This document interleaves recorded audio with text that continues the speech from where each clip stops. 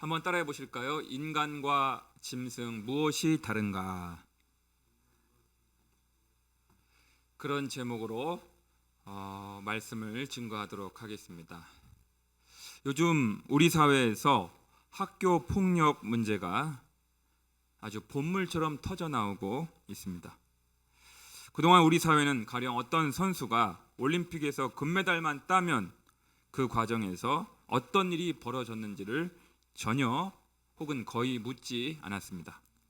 그저 결과만 좋으면 모든 것이 용서되는 그런 분위기였던 것입니다. 성적 지상주의, 결과 지상주의가 오늘의 이러한 한국 사회의 일그러진 모습을 만들게 된 것입니다. 그렇다면 교회는 어떻습니까? 예를 들어서 어떤 목회자가 교회를 성장시키고 크게 부흥시켰다고 합시다. 그러면 그 과정에서 목회자의 윤리의식은 어땠는지, 그 목회자 개인의 사생활은 어땠는지에 대하여 역시 거의 묻지 않습니다. 그냥 교인 숫자가 늘어나고 교회 건물만 커지면 모든 것이 용서가 되는 그런 분위기였다는 점에서 한국교회 역시 결코 다를 바가 없습니다. 수단과 방법을 가리지 않고 성공만 하면 된다는 의식, 수단과 방법을 가리지 않고 금메달만 따면 된다는 의식, 수단과 방법을 가리지 않고 교회만 부흥시키면 된다는 의식이 뿌리 깊게 한국 사회와 한국 교회에 그동안 용인되어 왔던 결과가 이제 막 드러나고 있는 것입니다.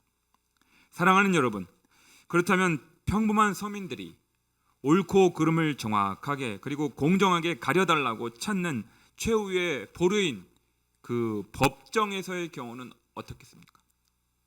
법정은, 재판정은 바로 재판정으로서의 온전한 기능을 수행하고 있을까요? 유감스럽게도 슬프게도 법정에서 공정하고 의로운 재판이 잘 이루어지지 않는 경우가 많습니다. 누가복음 18장에 나오는 불의한 재판관의 경우처럼, 그리고 오늘 본문 16절에서 나와 있는 것처럼 우리 법정의 솔직한 실상을 분명히 우리에게 묘사해 주고 있는 것입니다. 함께 읽겠습니다. 16절 말씀. 16절만 시작. 또 내가 해 아래서 보건대 재판하는 곳 거기에도 악이 있고 정의를 행하는 곳 거기에도 악이 있도다.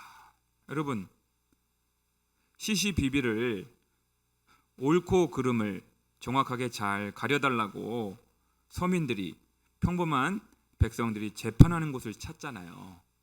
재판정을 찾아가는데 거기에도 뭐가 있다고요?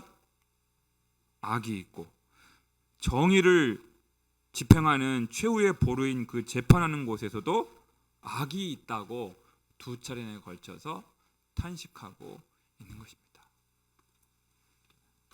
여러분, 그러면 도대체 우리가 어디로 가야 됩니까?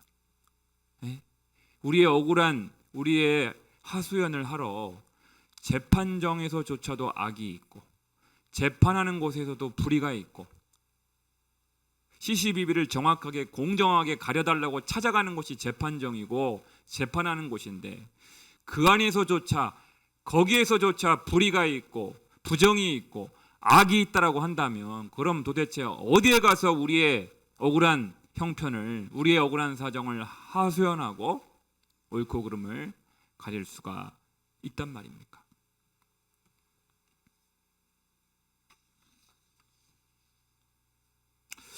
그러한 그 해 아래서 벌어지고 있는 그러한 재판정에서조차 그런 불의한 일들이 벌어지고 있는 것을 관찰한 전도자는 도대체 인간이 어디에 소망을 둘 수 있겠는가?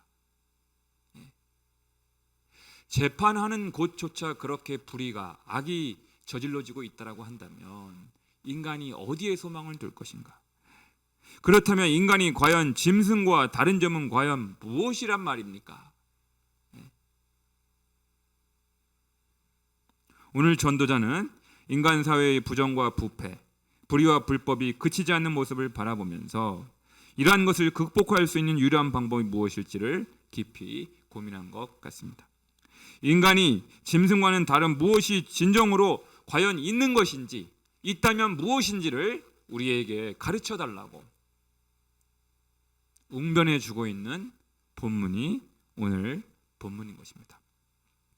바라기는 오늘 말씀을 통하여, 오늘 본문을 통하여 인간이 짐승보다 나은 점을 기억하고 찾아서 그것들을 붙들므로 말미암아 우리가 살아가는 이 세상을 보다 의로운 곳으로, 살만한 곳으로, 아름다운 곳으로 만들어갈 수 있는 저와 여러분들이 될 수 있기를 주님의 이름으로 간절히 축원합니다. 첫 번째로 따라해 보실까요? 오직 하나님의 심판을 의식할 때 인간이 인간답게 살 수 있습니다. 오늘 본문 17절 말씀을 함께 읽겠습니다. 17절 말씀 시작. 내가 내 마음속으로 이르기를 의인과 악인을 하나님이 심판하시리니 이는 모든 소망하는 일과 모든 행사에 때가 있음이라 하였으며 아멘. 여러분, 심판의 때가 기다리고 있다는 사실입니다. 오늘 본문 전도서 3장 17절 말씀뿐만 아니라 히브리서 9장 27절에도요 우리에게 심판의 때가 있음을 말씀하고 있습니다. 제가 읽어드리겠습니다. 한 번 죽는 것은 사람에게 정해진 것이요 그 외에는 심판이 있으리니. 또 고린도서 5장 10절도 우리에게 이렇게 경고합니다. 이는 우리가 다 반드시 그리스도의 심판대 앞에 나타나게 되어 각각 선악간에 그 몸으로 행한 것을 따라 받으려 함이라. 아멘. 우리가 심판을 받게 된다는 거예요. 여러분, 근데 오늘 본문 말씀을 자세히 관찰해 보면요, 우리가 상식적으로 생각하면 악인만 심판받을 것 같잖아요. 악한 사람, 악을 저지른 사람, 부정을 저지른 사람, 불법을 저지른 사람만 심판받을 것 같잖아요. 오늘 성경에 뭐라고 되어 있습니까? 전도서 3장 17절에 악인만 하나님이 심판한다고 되어 있는 것이 아니라 의인과 악인을 하나님이 둘 다 심판하시리니. 그러니까 자기가 의롭다고 생각하고 나는 한 번도 전과를 저지른 적도 없고 나는 한 번도 불법을 저지른 일도 없고 불의한 일을 저지른 일도 없으니 나는 떳떳하노라고 생각하는 그 의인들조차도 하나님의 심판대 앞에 서게 된다는 것입니다. 왜냐하면요, 왜 그렇습니까? 순도 100%의 인간은 없기 때문입니다. 오직 예수 그리스도를 제외하고 예수님을 제외하고 순도 100%의 인간, 거룩한 인간은 없기 때문입니다. 그러므로 자기를 자칭 의인이라고 자부하든지 아니면 죄악을 저질러서 악인이라고 고개를 떨구고 있는 자들이든지 상관없이 모든 인간은 선인은 선인대로 악인은 악인대로 하나님 앞에 심판대 앞에 서게 된다는 사실입니다. 이것을 의식하고 살아가는 인간이라고 한다면, 하나님의 심판이 나를 기다리고 있다라고 하는 것을 늘 의식하고 산다라고 한다면 우리가 어찌 우리의 언행을 함부로 할 수 있겠습니까? 조심할 수밖에 없는 것이죠. 그렇습니다. 오늘날 만연해진 동성애, 낙태, 자살, 어린이 학대, 학교 폭력, 성추행, 약자에 대한 갑질과 같은 그 사회악을 근절시키려면 어떻게 하면 좋겠습니까? 경찰서를 더 많이 짓고 경찰 공무원을 더 많이 증문하고 곳곳에 CCTV를 더 많이 설치하고 범죄자에 대한 형량을 더 높이면 물론 범죄를 어느 정도 억제할 수 있는 효과를 거둘 수가 있습니다. 그러나 그것이 전부가 될 수가 없어요. 백범 김구 선생님께서 그런 말씀을 하셨다지요. 한번 따라해 보실까요? 경찰서 100개 짓는 것보다 교회 1개 짓는 것이 더 낫다. 백범 선생님께서 하신 말씀입니다. 여러분, 이 말씀은 경찰서가 필요 없다. 경찰 공무원이 필요 없다라고 말씀하는 것이 결코 아닙니다. 여러분, 인간이 왜 경찰서 100개보다 교회 하나를 짓는 것이 더 낫다라고 백범 선생님께서 우리에게 이야기를 했냐면, CCTV를 많이 설치하고 경찰서를 더 많이 짓고 경찰 공무원을 더 많이 증원시키고 하는 그 노력도 나쁘지 않지만 궁극적으로 인간을 변화시킬 수 있는, 인간을 완전히 새롭게 할 수 있는 근본적인 변화가 언제 일어나냐 하는 거예요. 근본적인 변화, 근원적인 변화, 속 사람의 변화가 언제 일어났냐 하는 거예요. 교회를 통하여 하나님의 말씀이 선포되고 한 인간이 말씀과 성령 안에서 거듭나게 됩니다. 거듭나게 되고 새 사람이 되는 거예요. 하나님의 영을 받게 되고 거룩한 성령을 받게 되어서 이제는 성결한 삶을 살아갈 수 있는 열망을 성령께서 불러일으켜 주시고 하나님의 말씀이 우리의 등불과 우리의 삶의 길이 되어서 그 사람을 믿음의 길로 의로운 길로 살아갈 수 있도록 말씀이 그 영혼을 붙잡아 주기 때문에 억제시켜 주시기 때문에 바로 죄를 짓지 않게 되고요. 성경 말씀을 배우게 되면 하나님의 심판을 두려워할 수밖에 없어요. 왜? 주님이 재림하시기 때문에. 우리가 죽으면 심판대 앞에 선다는 사실을 두렵고 떨림으로 우리에게 매 순간 가르치는 것이 하나님의 말씀이기 때문에 어찌 죄를 지을 수가 있겠습니까? 그러므로 인간의 근본적인 변화, 속 사람의 변화는 오직 말씀과 성령 안에서 인간이 거듭나서 중생의 체험을 하는 것만이 범죄를 억제할 수 있는 가장 좋은 길인 줄로 믿습니다. 아멘. 두 번째로 따라합시다. 인간은 하나님의 형상대로 지음을 받은 존재이기에 짐승과 다릅니다.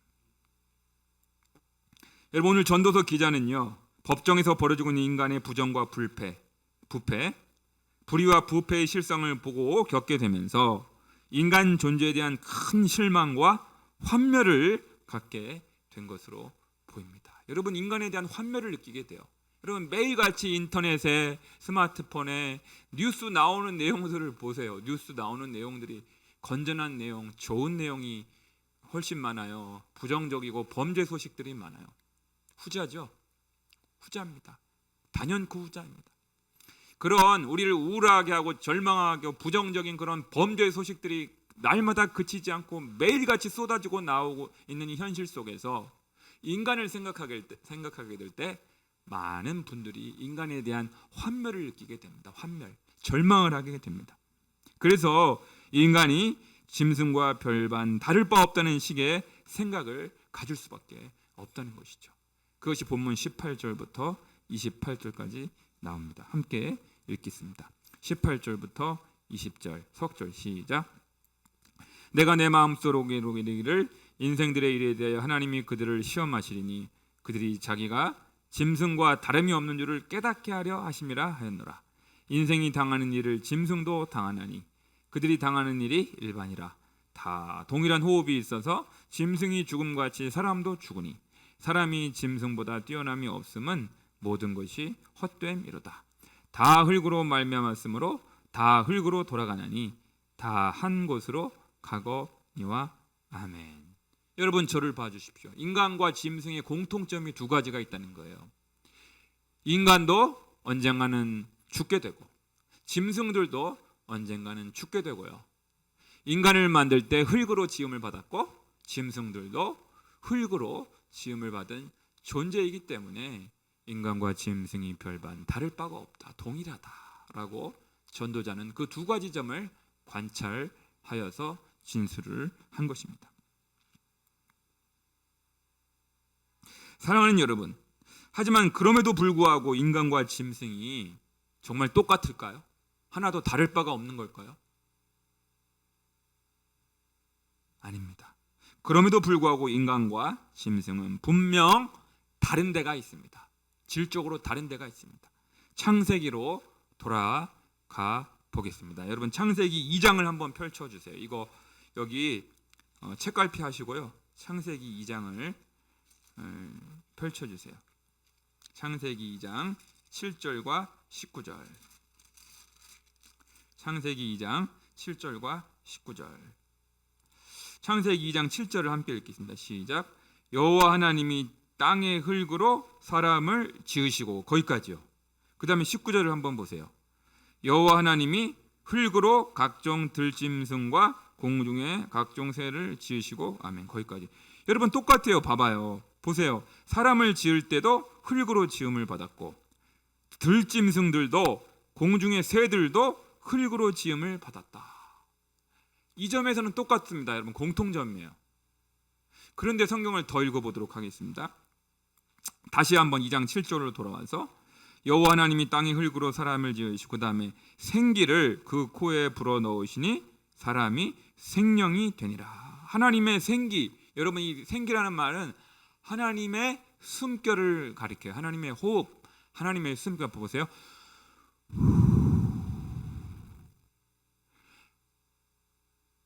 중환자실에 있는 어떤 환자가 그 코에 인공호흡기를 꽂고 산소를 공급했을 때 벌떡 살아나게 되는 것처럼 그 코에 생기를 불어넣으니까 사람이 리빙 소울, 생명이 된지라.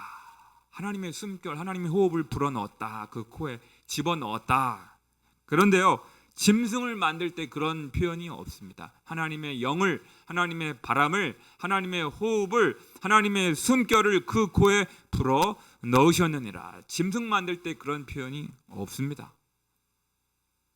또 하나요. 창세기 2장 24절로 넘어가 보겠습니다. 창세기 2장 24절. 아니, 창세기 1장 24절. 죄송합니다. 그 옆에 1장 24절부터 27절까지 읽겠습니다. 시작. 하나님이 이르시되 땅은 생물을 그 종류대로 내되 가축과 기는 것과 땅의 짐승을 종류대로 내라 하시니 그대로 되니라. 하나님이 그 땅의 짐승을 그 종류대로, 가축을 그 종류대로, 땅에 기는 모든 것을 그 종류대로 만드시니 하나님이 보시기에 좋았더라. 그러니까 24, 25절은요 그런 말씀입니다. 하나님께서 종류대로 짐승들을 만드셨다. 그런 내용이에요. 종대로 만드셨다.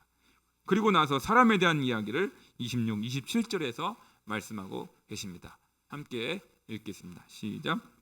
하나님이 이르시되 우리의 형상을 따라 우리의 모양대로 우리가 사람을 만들고 그들로 바다의 물고기와 하늘의 새와 가축과 온 땅과 땅에 기는 모든 것을 다스리게자 하시고 하나님이 자기 형상 곧 하나님의 형상대로 사람을 창조하시되 남자와 여자를 창조하시고 아멘.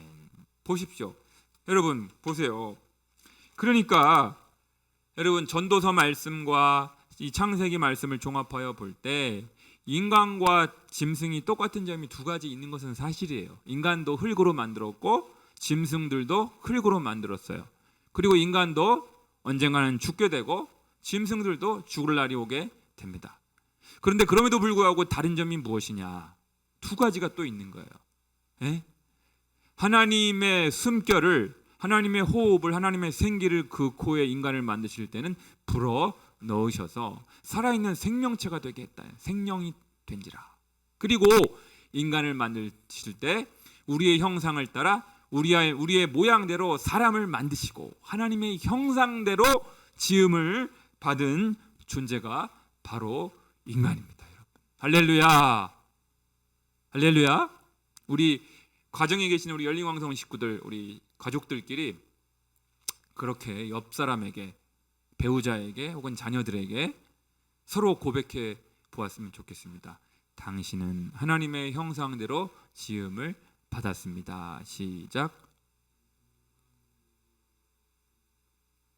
보십시오, 여러분. 그러니까요, 인간이 얼마나 고귀한 존재인지, 디비니티, 디바인, 고귀한 존재인지 몰라요. 인간은 하나님의 형상대로 지음을 받았으므로 고귀한 존재요, 존엄한 존재입니다. 요즘 사회에서 존엄이라는 말을 많이 쓰더라고요. 요즘 사회에서 유행하는 말입니다. 왜 인간이 존엄한 존재입니까? 왜 인간이 인간을 서로 대할 때 존엄하게 대해야 됩니까? 그 이유가 뭐냐면 성경에서 찾을 수가 있는 거예요. 성경에서. 인간은 비록 흙으로 지음을 받았는지는 몰라도 하나님의 형상대로 또한 지음을 받았기 때문에 고귀한 존재요, 고상한 존재며 존엄한 존재인 것입니다. 존엄한 존재. 바로 이 점 때문에 사람이 사람을 대할 때 상대방을 존엄한 존재로 여기고 귀히 여기며 존중해야 할 이유가 바로 여기 있는 거예요, 여러분. 바로 여기에 있는 것입니다. 나이가 어리다고 해서 무시한다든지, 공부를 많이 못했다고 해서 상대방을 무시한다든지, 여성이라고 해가지고 무시한다든지 어린이라고 해가지고 함부로 대한다든지 하지 말아야 할 이유가 바로 성경에서부터 비롯되는 것입니다. 하나님의 형상대로 지음을 받았기에 서로가 서로를 대할 때 존귀히 여기고 존엄하게 대하고 귀중하게 대해야 할 이유가 바로 여기에 있는 것입니다. 가령 여러분 고속도로에서 차를 타고 가다가 갑자기 한 마리 멧돼지가 나타나서 도로를 횡단하는 바람에 멧돼지가 차에 치여서 그 자리에서 죽었다고 합시다. 이런 경우가 있고요. 사람이 무단 횡단을 하다가 나이 드신 어떤 노인이 무단을 횡단해서 차에 치여서 죽었다고 했을 때 여러분 동물이 치여 죽은 거하고 사람이 치여 죽은 거하고 완전히 천지차이죠. 사고 처리할 때 동물 한 마리 죽은 거는 별로 그렇게 처리하는 거 복잡하지 않습니다. 동물을 학대하라는 뜻은 아닙니다만 사람이 죽었을 때와 판이하게 다른 것이죠. 그 까닭은 인간은 고귀한 존재요, 존엄한 존재요, 하나님의 형상대로 지음을 받은 존재이기에 사람이 목숨을 잃는 것은 너무나 가슴이 아픈 사건일 수밖에 없는 것입니다. 그래서요, 서울 옥인교회 원로 목사이신 김영철 목사님께서 쓰신 목회자가 사는 길이라는 책을 보시면 이런 구절이 나옵니다. 저에게 주시는 말씀 같아서 인용합니다. 사람의 인격을 존중하는 목회는 하나님의 형상대로 창조된 인간을 인격적으로 대해 주는 데 근거합니다. 하나님께서는 범죄한 아담과 하와를 인격적으로 호칭하셨습니다. 범죄하였음에도 불구하고 그들을 부르실 때 그것이라고 하지 않으시고 너라고 부르셨습니다. 목회자들도 교인들을 인격적으로 대하면서 목회 사역을 수행해야 합니다. 목회자가 교인 간의 인간관계가 개선되어야 신뢰의 바탕이 구축되며 그래야 말씀 전달의 통로가 열립니다. 하나님의 형상대로 지은 인격적인 존재들을 구원하기 위해서는 누구를 대하든지 인격적으로 대하며 사랑하고 존중하는 인격 목회 철학이 필수입니다. 그래서 여러분 우리가 바로 서로가 서로를 대할 때 남녀, 노소, 빈부, 귀천을 차별하지 아니하고 서로를 대할 때 인격적으로 대해야 하고 상대방을 존중하고 귀중히 여겨야 할 이유가 바로 인간이 하나님의 형상대로 지음을 받았기 때문입니다. 바라기는 어디서나 서로 존중하고 누구라도 서로 사랑하는 인격적인 관계가 우리 열린광성 공동체 안에 꼽힐 수 있게 되기를 주님의 이름으로 간절히 축원합니다. 따라해보세요. 셋째, 주어진 현실에 자족하며 최선을 다하는 모습이 인간다운 모습입니다. 우리 오늘 본문으로 다시 넘어가겠습니다. 아까 책갈피했던 전도서 3장 22절 마지막 절 3장 22절 마지막 절 시작. 그러므로 나는 사람이 자기 일에 즐거워하는 것보다 더 나은 것이 없음을 보았나니 이는 그것이 그의 몫이기 때문이라. 그의 뒤에 일어날 일이 무엇인지를 보게 하려고 그를 도로 데리고 올 자가 누구이랴. 아멘. 여러분 거기 밑줄 쳐보세요. 사람이 자기 일에 즐거워하는 것보다 더 나은 것이 없음. 사람이 자기 일에 즐거워하고 사람이 자기 일에 보람을 느끼는 것보다 더 나은 것이 없다라는 겁니다. 사랑하는 여러분, 사람은 누구나 한 번쯤 주어진 현실이 만족이 되지 않아서 때때로 남을 부러워할 때가 있습니다. 자기 신세를, 자신의 현실을 한탄하고 자기 신세를 한탄하고 남의 신세를 부러워하고 남의 처지를 부러워하는 마음을 품을 때가 있습니다. 인간은 저 사람이 더 행복해 보이고 저 사람이 더 잘 사는 것 같아 보이고 나는 초라해 보이는 것 같은 그런 느낌과 감정에 빠질 때가 있습니다. 다른 사람을 동경할 때가 있습니다. 다른 사람이 더 행복해 보이고, 다른 직업이 더 부러워 보이고, 다른 가정이 더 나은 조건에 살아가는 것처럼 보일 때가 있습니다. 그래서 이혼을 하기도 하고요, 직장을 바꿔보기도 합니다. 환경을 바꾸면 좀 나아질까 싶어서 그렇게 하는 것입니다. 그러나 거기에 진정한 행복이 찾아올까요? 여기에 대하여 결혼, 이혼, 재혼에 대하여 가르치고 있는 고린도전서 7장 17절 말씀을 이렇게 가르치고 있습니다. 여러분 한 군 여기 찾아보겠습니다. 고린도전서 7장 17절 말씀. 신약성경 고린도전서 7장 17절 말씀. 271쪽에 있습니다. 고린도전서 7장 17절. 시작. 오직 주께서 각 사람에게 나눠주신 그대로 하나님이 각 사람을 부르신 그대로 행하라. 내가 모든 교회에서 이와 같이 명하노라. 아멘. 여러분 이 말씀이 무슨 뜻입니까? 유진 피터슨 목사님께서 쓰신 메시지 성경을 통해서 읽으면 훨씬 더 실감나게 이렇게 피부에 와 닿습니다. 제가 읽어드리겠습니다. 그러니 여러분은 어딘가 다른 곳에 있기를 바라거나 누군가 다른 사람과 살았으면 하고 바라서는 안 됩니다. 여러분이 지금 있는 곳이야말로 하나님께서 여러분을 위하여 마련해 주신 삶의 자리입니다. 바로 거기에서 살고 순종하고 사랑하고 믿으십시오. 여러분의 삶의 가치를 결정하는 것은 하나님이지 결혼 여부가 아닙니다. 내가 다른 사람들보다 여러분에게 더 엄격하다고 생각하지 마십시오. 나는 모든 교회에 똑같이 주원하고 있습니다. 그러니까 여러분의 최선을 위하여 여러분에게 허락하신 그 삶의 자리와 그 삶의 형편, 그곳이 바로 하나님께서 베풀어 주신 최고의 선물인 줄로 알고, 다른 사람 부러워하지 말고, 다른 직업 부러워하지 말고, 다른 배우자 부러워하지 말고, 다른 교회 부러워하지 말고, 다른 나라 부러워하지 말고, 바로 여러분이 처해 있는 그 현실, 그 삶의 자리, 그곳을 하나님께서 허락해 주신 최고의 선물인 줄로 철석같이 믿고 자족하면서 만족하면서 그 현실을 온몸으로 받아들이고 살아가라는, 감사히 여기며 살아가라는 것입니다. 딴 사람 부러워하지 말고요.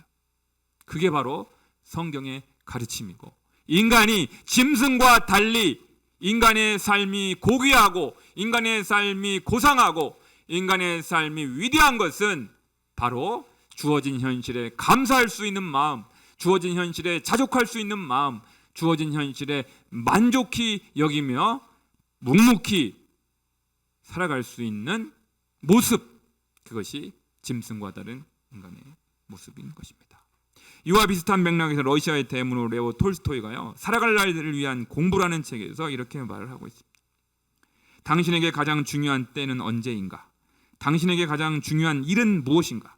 당신에게 가장 중요한 사람은 누구인가? 당신에게 가장 중요한 때는 현재이며, 당신에게 가장 중요한 일은 지금 하고 있는 일이며, 당신에게 가장 중요한 사람은 지금 만나고 있는 사람이다.